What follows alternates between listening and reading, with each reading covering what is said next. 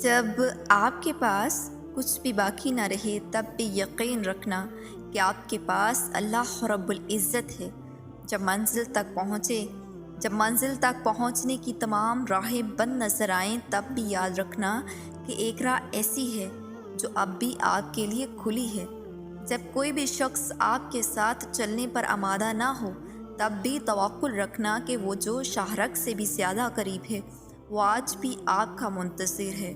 اللہ رب العزت آپ پر آپ کی رضا کے راستے تب بند کرتا ہے جب وہ چاہتا ہے کہ آپ اس کے راستے پر دوڑے چلے آئیں۔ وہ آپ کی دعائیں اس لیے اپنے پاس سنبھال لیتا ہے تاکہ آپ ان کی التجا لے کر بار بار اس کی روبرو جائیں۔ وہ اگر آزمائش دیتا ہے تو آپ کو اس پر پورا اترنے کی ہمت بھی دیتا ہے۔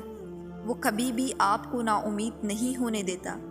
اللہ رب العزت آپ کو تب تک توڑتا ہے جب تک آپ اس سے جڑ نہیں جاتے۔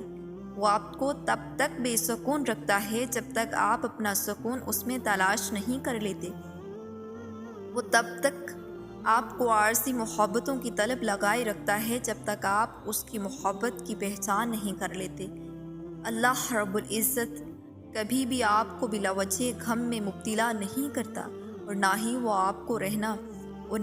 آپ کو بنا مقصد کے یہاں لایا ہے۔ وہ اگر ان بے شمار لوگوں میں سے آپ کو دعا کی توفیق دے رہا ہے تو جان لیں کہ وہ چاہتا ہے کہ آپ اسے منائیں، وہ آپ سے راضی ہو جائے۔ یہی اس کی عطا کا انداز ہے کہ وہ پہلے آپ کو مانگنا سکھاتا ہے اور پھر وہاں سے عطا کرتا ہے۔ جہاں سے ملنا آپ کو ممکن نہیں لگتا وہ آپ کو آپ سے گزار کر ہی خود تک لاتا ہے۔